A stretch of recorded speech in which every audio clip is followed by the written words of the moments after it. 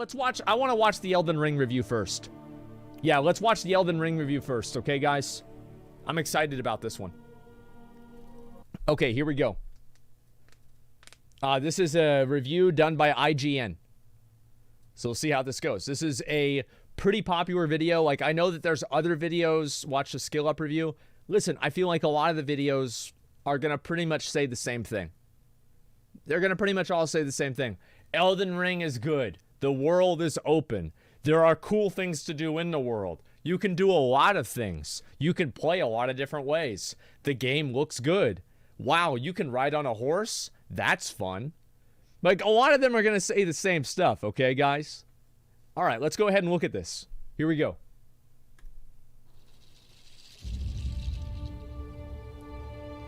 Wow, that's a lot bigger than what I thought it was. Holy shit. In the 87 hours that it took me to beat Elden Ring, I was put through an absolute ringer of emotion.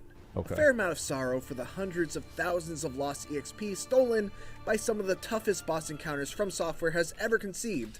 A lot of anger, especially at these assholes. Ooh, I hate these guys. And exhilaration from finally getting through that battle. Wait that a I had second. been stuck on. Sorry, I had to respond to a very important message, a very important comment, a very important thing. What was this attack here? Conceived. A lot of anger, especially at these assholes. Ooh, I hate these guys. Oh, yeah. And exhilaration from finally getting through that battle that I had been stuck on. That's for a cool an looking hour. boss. But more than anything else, I was in near constant awe from the many absolutely jaw-dropping vistas, by the sheer scope of an absolutely enormous world, by the frequently harrowing enemies, and by the way in which Elden Ring nearly always found a way to reward my curiosity. I really like how they have like these patrols moving around, because it makes it feel like it's a living world, rather than just like having the NPCs sitting there stagnant. But you have patrols moving around. It creates a living world. I like this a lot. With either an interesting encounter, that's the bear, dude. We've seen him before. Reward, or something even greater. That is so fucking cool. From Software takes the ball that The Legend of Zelda Breath of the Wild got rolling and runs with it, creating a I feel like Breath of the Wild was definitely it was a paradigm shift for a lot of these open world games. And it's kind of like how it's like after Breath of the Wild, like every game that's open world like this is judged, like Genshin Impact, like Elden Ring even, like they're judged based off of that gold standard. And dense open world about freedom and exploration above all else, while also somehow managing to seamlessly weave a full-on Dark Souls game into the middle of it. It shouldn't be a surprise to anyone that Elden Ring ended up as one of the most unforgettable gaming experiences I've ever had. Okay, here we go. Let's see it. Put a ring on it. That's cute. We don't need to show him. Let's not look at him, guys. To set the stage, all you know from the outset is that you play as a tarnished of no renown, blessed by grace, and are compelled to make the journey to the lands between and become an Elden Lord. What that actually means, how one might go about doing that, and what the deal is with that giant glowing golden tree are all things that you have to discover for yourself. The giant glowing tree is actually a added game difficulty mechanic, because if you fight a boss with the tree in the background, it lowers your frame rate substantially, so it's harder to beat the boss. It's kind of like an activatable hard mode. Like other FromSoft games, the grand story is hard to fully digest on a first playthrough, but it's a story that I nonetheless enjoyed trying to piece together for myself. It ended up being the organic side stories that kept me most enthralled, rather than the grand overarching plot that credits Game of Thrones' George R.R. Martin as its scenario writer. FromSoft smartly doesn't change much in its approach to these from the Souls games, Bloodborne, or Sekiro. You'll just naturally meet characters as you explore and discover the world and become involved in their problems. There are no exclamation point markers on the map, no waypoints to guide you to them, and these characters don't always flag you down or initially want or need anything. That's a lot of fucking... Oh my god, it's a big area. Holy shit. Goals, whose stories are impacted based on your own actions or inactions. That was actually kind of refreshing in an open world as vast as this one. And it was always exciting to see a familiar face pop up again later, as I was eager to learn about what brought them to this new part of the world and how their journey had progressed. There's actually a lot of stuff, like in Dark Souls 1, I know a lot of you guys probably know a lot of this stuff because you're fans of the game, but there's some people who don't, is that each character's story, like Solaire Vanderhall, it progresses throughout the story in different ways based off of actions that you take. There's a lot of these in the game. It's really, really cool. Of course, is that without any markers, quest log, or journal, it becomes very easy to forget about certain plot threads and accidentally leave them unresolved by the end. That's a bummer, and I've already felt regret about missing out on stories. I think that's intentional. I think that they do that intentionally so that you have a reason. You're like, oh man, you know, like it's like a missed opportunity or a missed thing that you can go back and do again. Also, I feel like one good thing with Elden Ring is like if you look at the screen here, there's almost no things in the game. Like the game is what it is. There's no menus. It reminds me a lot of Shadow of Colossus, where there's almost nothing going on in the game except for maybe like a small health bar, and that's it. Like a very, very clean UI with as few things as possible. I think that UI should be as minimalistic as possible because it allows people to have more immersion. Whenever you have like a bunch of quests here and like a bunch of weapons over there and everything like that, it just becomes like a mini map. It becomes a less immersive experience, in my opinion. So like, yeah, I think that's another big reason why they don't have it like that. My colleagues have had, but for me it was worth it because even after 87 hours, I never once felt the open world fatigue that usually sets in when my brain gets overloaded by a map absolutely full of unresolved side quest markers. Besides, any missed quests give me extra incentive to continue onto New Game Plus. Okay, here we go. Freedom is the word that every aspect of Elden Ring's design connects back to. Yeah, you do what you want. From the moment you set foot in Limgrave, there it is, first of many interconnected regions of the lands between, I kind of want to try that weapon. You are completely free to go wherever you want. And sure, that's far from a new concept in an open world game, but the way it's handled here is truly extraordinary. If you wanted to, you can be an explorer and spend hours upon hours in just Limgrave, delving into every mini-dungeon, fighting every boss, discovering every NPC, and leveling yourself up to better prepare for what's next. Alternatively, you could follow the Light of Grace, guiding you toward the main path and the first major dungeon. Or you could find a hidden path to a new region that's meant for higher levels and completely bypass the first major dungeon entirely. That's what I think is really, really cool, is the fact that you can go back and do whatever the fuck you want to do. That's the best thing, in my opinion, with these kinds of games, is the fact that they give you the freedom to play in whatever way you want. You can go and goof around and fuck around or not. Steal yourself a cool weapon early while you're there. Again, this is not unprecedented, but a few things set Elden Ring apart from games like Skyrim that provide a similar openness. For one, Elden Ring doesn't scale enemy levels to your own at all, so jumping into a later region means you're always dealing with stronger enemies. Oh my god! Making the risk-reward prospect of doing so very real. That's the lobsters. Perhaps more notably, the way its different areas are connected makes finding these new ones more than a simple matter of choosing a direction and heading towards it. I think that like not having things, like having scaling versus not having scaling, which one is better? Having scaling is good because it creates more reasons and more ways for people to play the game. But in my opinion, I think not having scaling makes a better game, because it makes you feel like you're actually making progress and you're growing and you can overcome obstacles by becoming more powerful. So like scaling, there is value in it for sure, but I prefer games that don't have scaling. It's designed very specifically with a main path in mind that takes you through Stormvale Castle and finding... I also want to say though, like for WoW, for example, I think that it's a good idea that all of the NPCs, after you hit max levels, scale up to max levels so you can do world quests in the area at 60. But anything beyond that is too much. A way around that feels like you've truly discovered a hidden passage or alternate route, which is a super cool feeling not present in most open world games I've explored. You also have more freedom in how you approach combat than any previous FromSoft game, thanks to a bunch of familiar new systems that are used in interesting ways here. Yep. You can crouch walk and use stealth to avoid detection, or more easily sneak up for a backstab. You can fight on horseback. I really actually like doing that. The Shinobi Master shit, that was really fucking fun. You can craft items on the fly. You can summon a huge variety of creatures to fight for you. Oh, this is that fucking and sword. Most substantially, what the you can fuck? equip Ashes of War to your weapons and completely change their affinity and skill. Wow. The most important element of Elden Ring's philosophy, though, is the freedom to just walk away and do something else when you hit a wall. Yep. Elden Ring is hard, which is to be expected from a FromSoft game. But its difficulty surprised me, even as a veteran of the Souls-like genre. I hit multiple points, even all the way up to the moment I reached the very last boss, where I had unlocked paths to several bosses and simply could not make headway on any of them. But even though I hit dead ends on those paths, there was always somewhere else I can go.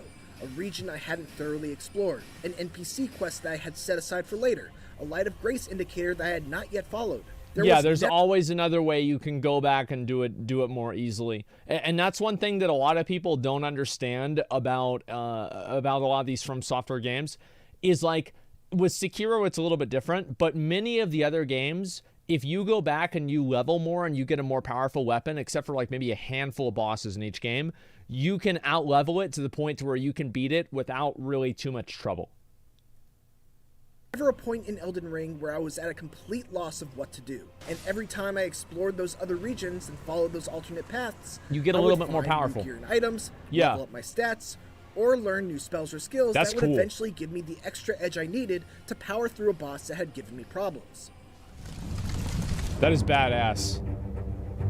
The lands between. It isn't just the promise of making my numbers go up that called me to turn over every stone on the map. The lands between is positively brimming with riches, intrigue, and danger at every turn. Okay. Much of what Elden Ring's open world does well can be traced directly back to things that made Breath of the Wild stand out from the many open world games that came before it. It's that same feeling of starting out in a world with little explicit guidance, finding something that piques your curiosity on your own, doing whatever it takes to get there, and then being rewarded for that curiosity. The big difference is that in Breath of the Wild, I could usually predict what's going to happen when I get to that orange glowy thing off in the distance. I would assume so. Puzzle, unearth a shrine, do another puzzle, and probably get a cool temporary weapon and spirit orb. That's Makes sense. Not to take anything away from Breath of the Wild, it was awesome, but that pattern became it's a little bit more formulaic because it's like Legend of Zelda is a known entity. So like you know what's going to happen with Legend of Zelda. You're going to go into a dungeon, you're going to fight a boss, you're going to probably get a key, the key's going to unlock a chest, the chest is going to have a big item in it, and there's going to be a boss after the chest. Like that's just the way that the game plays. From Software, I feel like, as I said, I've played a lot of these games. I've put over 1,000 hours into all these games collectively. There is also a formula for these games too. Like, I'm not going to go and say like, oh, wow, there's no way you could have predicted a lot of these things to happen, because many of the tropes in the game are reused. Like, and if you've played all of the games, you will see the attacks that these NPCs use be like, oh, this is the swing from, like that one mob he said he didn't like. That's kind of the arm swing from the crystalline giants in Dark Souls 3. It's very, very fucking similar. So there is a formula for these games too, but it's not quite as defined. Team by the end. In Elden Ring, by contrast, very rarely did my predictions ever come true. I'd head to a lake and all of a sudden get ambushed by a dragon. That's fucking cool. Follow a river expecting to collect some minor crafting materials, only to find a dungeon filled with enemies and traps. That's really fucking cool. Enter a cave he and stepped get jumped on it. by little goblin men. Or take a seemingly unimposing elevator and find that it just keeps going down further and further and further until, well, you'll have to get there yourself to find out. I was about to say, that's so cool. Excursion rewards your curiosity. Holy shit, that's badass. That could be a new weapon, a new Ash of War, a valuable consumable, a new creature for you to summon. That is a big boy. Or a new NPC to talk. That is a fucking big boy. God damn. That I never felt disappointed by my prize, regardless of the amount of effort it took. But the thing that's most impressive about Elden Ring is that in between all of this brilliant open world design, there are a handful of legacy dungeons that still deliver those wide linear... Dude, like, imagine not playing with a greatsword. Like, I'm watching him, like, struggle and flail around, like, just, you know, he's so worried. He's like, oh my god, like, I'm being attacked. Like, if I had had the greatsword, I'd have just done a side swing, all those guys would be dead. That'd be it. I'd just be done with it. Like, I don't want to waste time with this. Just get it out of the way. Levels that Souls fans have come to expect. These are gigantic castles, forts, manors, underground labyrinths, and more that are packed with secret areas, challenging bosses, that's cool, and multiple paths that are linked by one-way shortcut doors. I want to do every single mini-boss. Like, I don't know if I'll do every single one because there's probably so many of them, but I want to 100% the game on stream. I think that's what will be the most fun and the most fulfilling for the viewers. We're all strung together without being tied to and that's what I would do personally. They could probably exist on their own as Dark Souls 4. Bottom line, Elden Ring's open world exploration is a new benchmark. It's constantly exciting, rewarding, and full of moments that made me go holy shit in a host of different ways. See, this is why goes, Elden Ring is certainly closest to Dark Souls 3 when compared to other games in From Software's library. I feel like one consistency with Elden Ring, this is just what I've seen with like the combat and playing it myself, is almost every single downward swing is the end of a combo. Like whether it's Margaret, whether it's these guys, whether it's that one boss in general, almost every single downward swing is the end of a combo. And the only exception I would say maybe with that is like maybe the Guardians in Ulasil in Dark Souls 1. But in Elden Ring, I feel like almost every single NPC, this is a little tip, right, that I've noticed at least, if you know, for at least the bosses I've done, is that whenever they swing downwards, that's probably a good opening to hit them. Action RPGs characterized by weighty attacks, careful stamina management, and a bit of a slower pace than games like Bloodborne and Sekiro. The two big new additions are the ability to use a guard counter by blocking an attack with your shield and then immediately pressing the strong attack button to follow up with a crushing strike that can leave weaker enemies in a crumpled state, and a jump attack that gives melee wielders a new type of heavy attack that can also be used to stun enemies and leave them open for a critical hit. They're both great. I might use that a little bit, but I'm not going to worry too much about hopping around, man. Like, the thing is that whenever you use a greatsword, it doesn't really matter if you're jumping or not. Like, you're going to stagger them no matter what. The jump attack is crazy good. If I need to do the jump attack, I will. But I'm not gonna overexert myself, you know? But for the most part, From Software has certainly adopted a if it ain't broke, don't fix it approach. Simple enough. What really makes the combat in Elden Ring so good, though, is its enemy design and variety. Not only are a fair number of them horrifying, but some of these baddies are absolutely vicious, coming at you with wild swings and combos that seemingly go on forever and can hit from 10 feet away. Yeah, like that. And he's still going. Bro, what the fuck? Others are more methodical and hide behind their shields to wait for the right opportunity to either parry you or catch you while you're winding up. That was a really good parry. Weak, but can be huge threats when they ambush you with a grab that kills you in one hit. Many are designed to punish those who just mash the dodge roll button without care, which makes Elden Ring a very hard game. But it's a good style of difficulty. One that's less about fast reaction speeds and twitch reflexes, though those certainly help, and more about learning, adapting, and finding the planted weaknesses in enemy attack patterns. Deciphering those really tells cool. And acting upon Maybe I each should moment use the of jumps. opportunity is a large part of why these games are so much fun. The combat, and then there are the bosses. The combat feels really good. Like, just watching the combat, this looks fucking awesome, man. Them, but there are a handful that are some of the most visually and mechanically impressive From Software has ever crafted.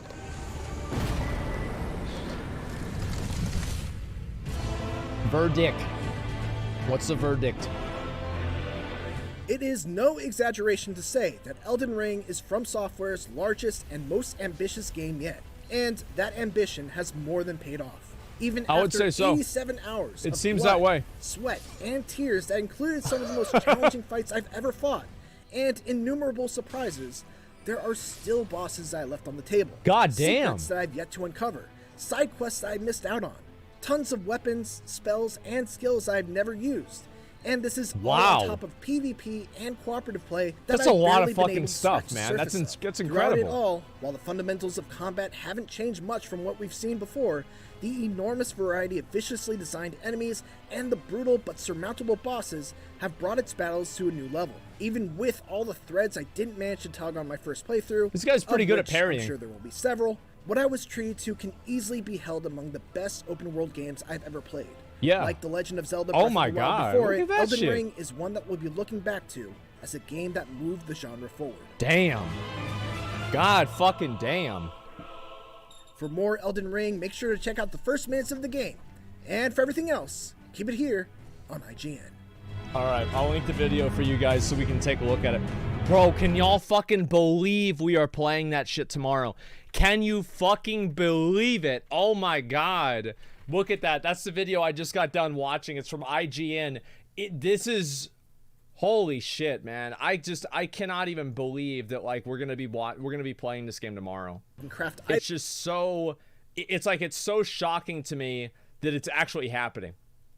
It's gonna be so fucking fun, man. IGN review is really bad usually, though. I hope they're right this time. I mean, like, everybody else is saying the same thing. I feel like the video is decent enough. Like, just watching the guy play the game, he doesn't seem like a noob player. It's not like this is some, you know, game journalist that's just fighting the easiest boss. Like, he beat the game. He played through the whole game. Like, he doesn't seem like just a complete moron. So, yeah, the review is this is good. This is a good review, and I'm excited to play the game. As I said before, I'm very fucking excited to play the game.